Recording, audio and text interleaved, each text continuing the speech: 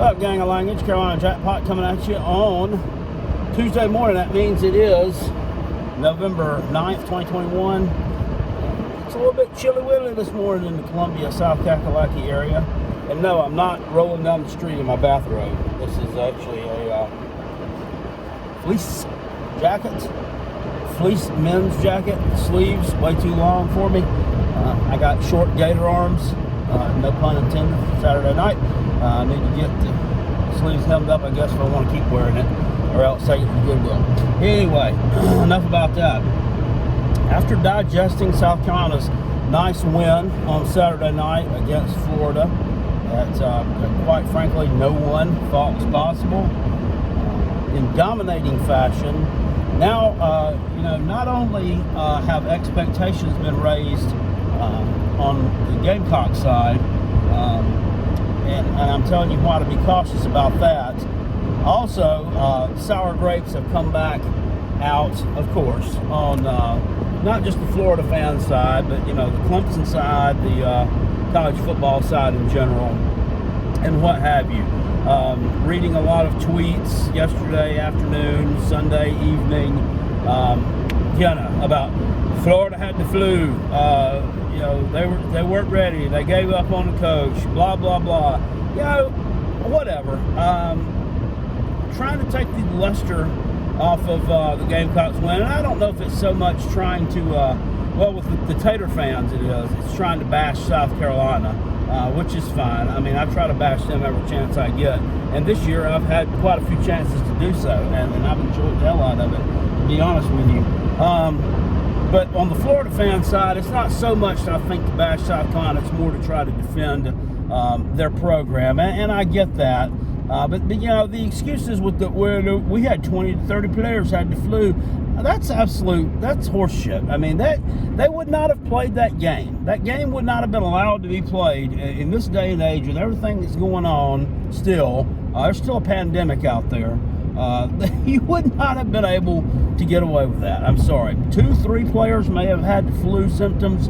I get that. The whole damn team didn't have it. I mean, that's just ridiculous. If they did, I question, the cleanliness, the sanitation, and the practices in the Florida football department. If that many players were able to come down with the same illness at one time. It's not like a foodborne illness or something which everybody ate a bad lasagna and got the shits or whatever. That's different.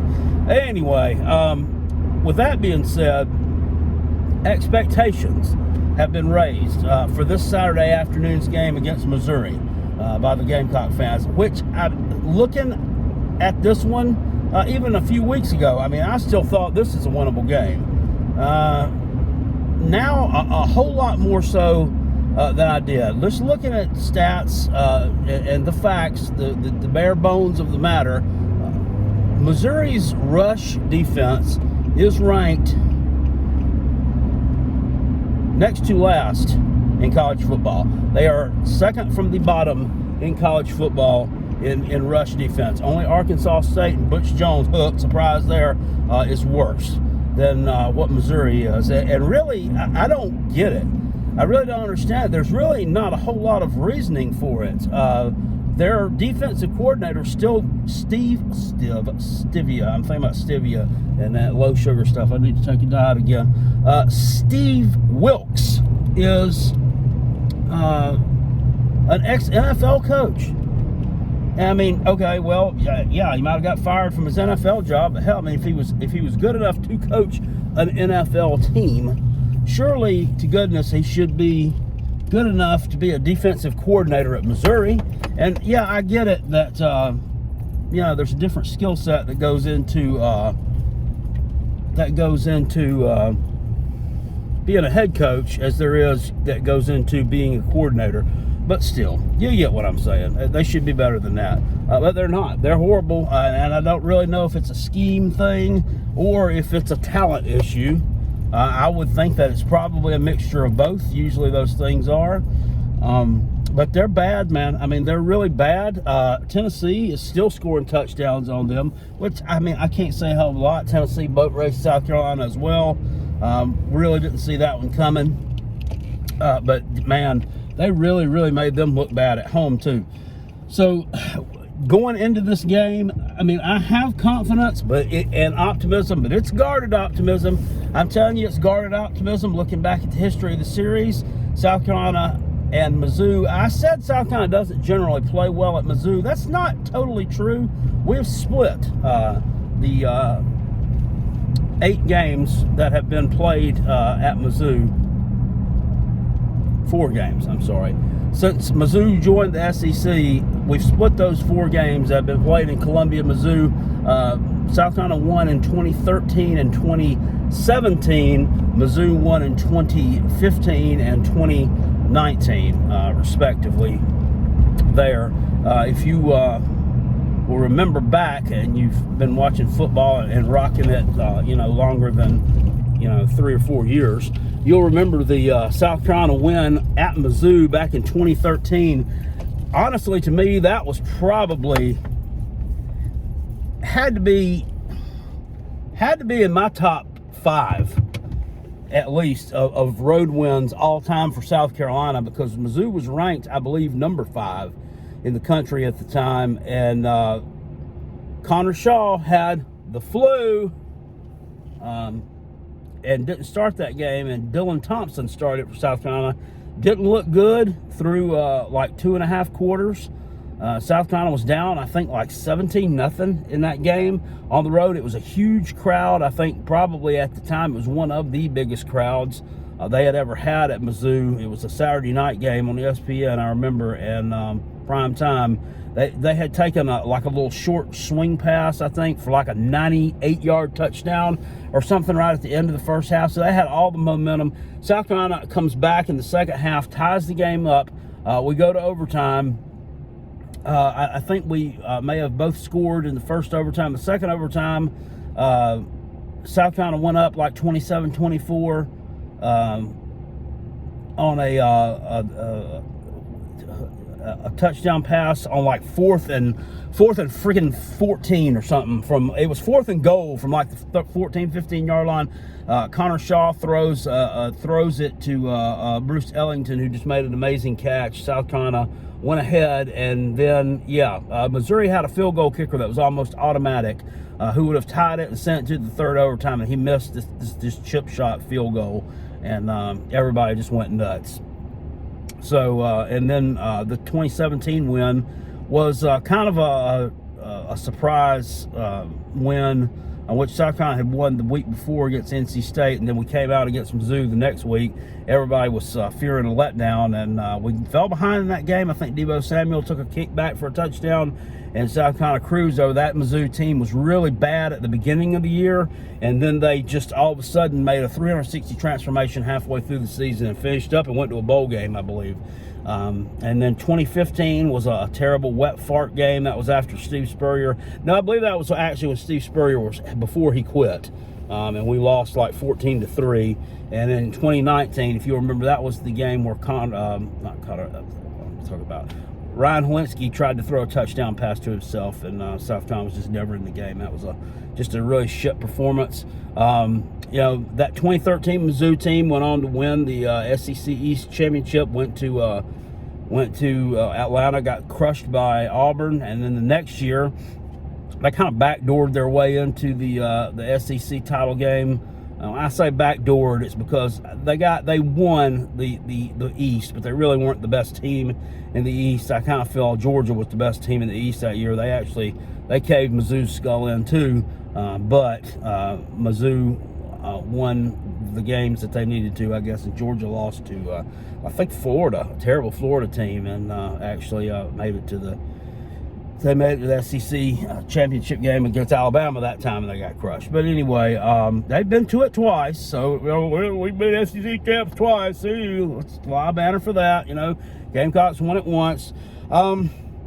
It's the thing about it is it's a classic spot for a letdown from South Carolina. It's a classic spot for a letdown for any college football team after a huge win. And take nothing away, it was a huge win.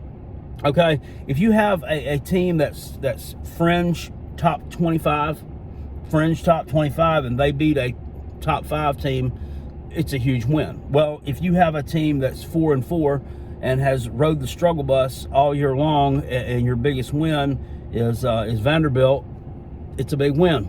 I mean, it is, even though, it's a Florida team where 20, 30 players had the flu, and it's still a big team. It's a big name, and it wasn't a game you were picked to win. You were an underdog. You were almost 20-point underdog, and they won. So it was a huge win for South Carolina. So anybody is primed for a letdown after something like that.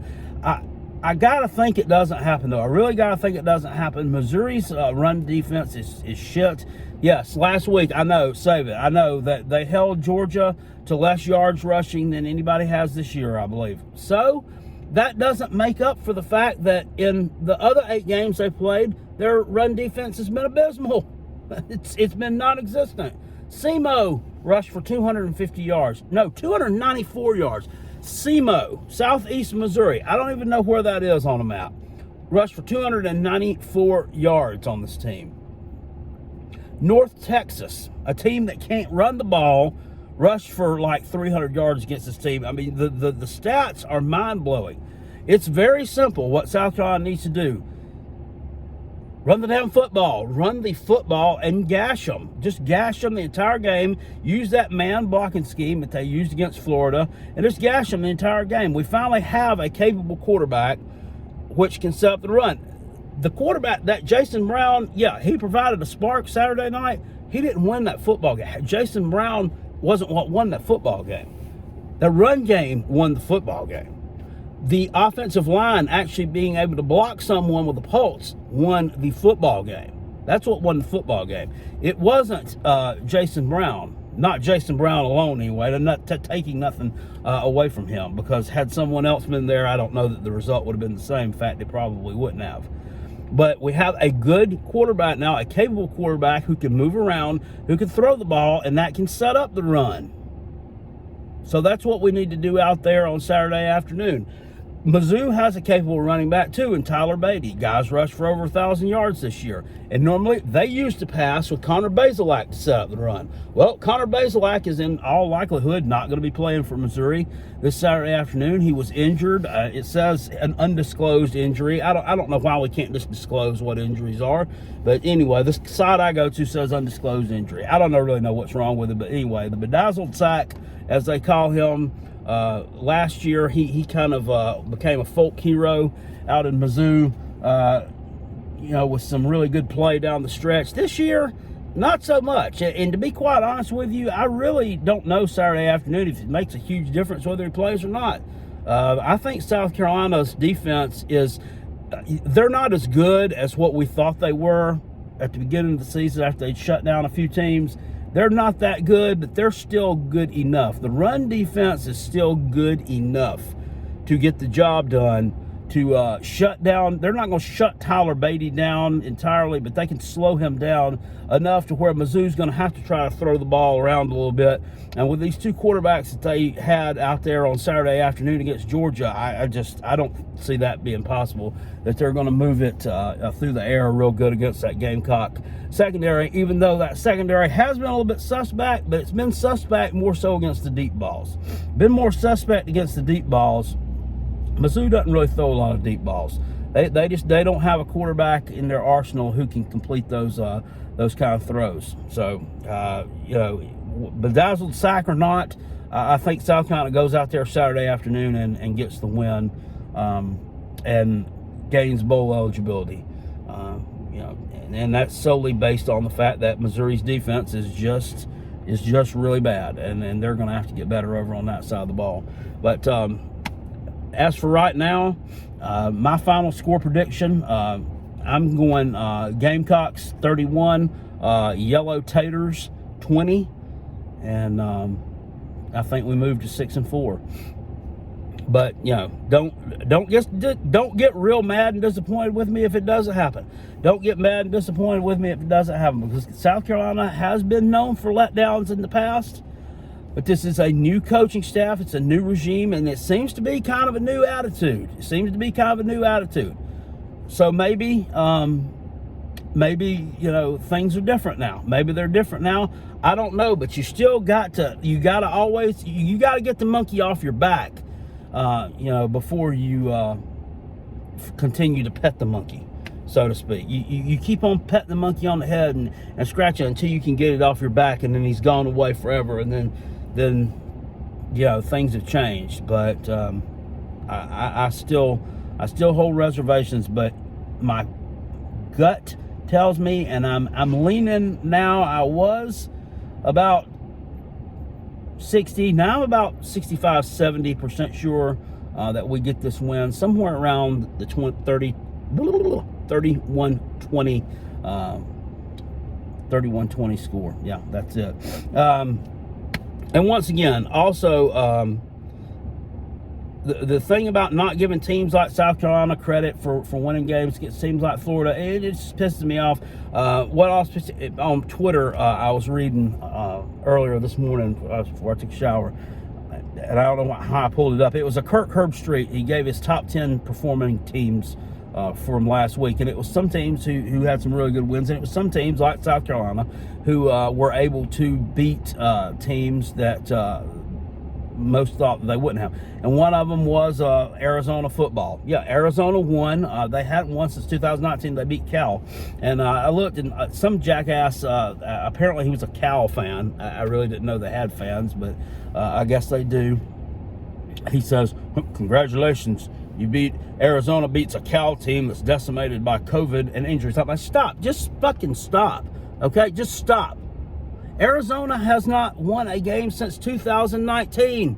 Since 2019. They've played hard this year. They've come close against BYU. They came close against Southern Cal. They came close against Washington. Okay? So they deserve to get the win that they did. And also, if reality comes knocking at your door, jerky, Cal was favored in that game. They were favored. So, your COVID excuse and all this doesn't hold a lot of water with me. But anyway, South Carolina men's basketball starts tonight against USC Upstate. I think South Carolina's like a 24-point favorite. I don't really bet college basketball a lot, especially not the Gamecocks. So there's just way too much parity, and they have been known to disappoint a lot. So I don't really mess with that a whole lot. But if you're looking for football action tonight, and once again, picks against the spread. Didn't get to do those last week. Didn't have time this week. May or may not. I don't know. But if you're looking for something tonight, there's three teams, three games anyway in the MAC action tonight. And one of them's Eastern Michigan and Ohio. One of them is Akron and somebody. Anyway, all three of those games, I just took it together and did the same thing I did last week. I parlayed all three of them together and picked the underdog in all three of those games. Didn't care who it was. I just blindly picked underdogs. Threw down $20 on a parlay. It'll pay out 120 bucks. Looking at the MAC this year, and this is just MAC on MAC violence, 75% of the time around that, the underdog is covered in MAC on MAC games. The underdog is covered about 75% of the time. I did it last week and parlayed it with the Braves win, threw down $15 and won $200 on it. So that's just some little action that you may want to consider. The underdogs are definitely barking dogs in MAC this year. But that's all I got to say about that, guys. I just wanted to jump on here and give a little semi-midweek, almost midweek, wish it was midweek, right? Update on the Gamecock situation, what I think is going to happen this weekend in Columbia, Missouri. So have yourselves a great Tuesday. I'll see you all later. Appreciate it. Go Gamecocks and go Coach Beamer. Spurs up, toes up, baby. Oh.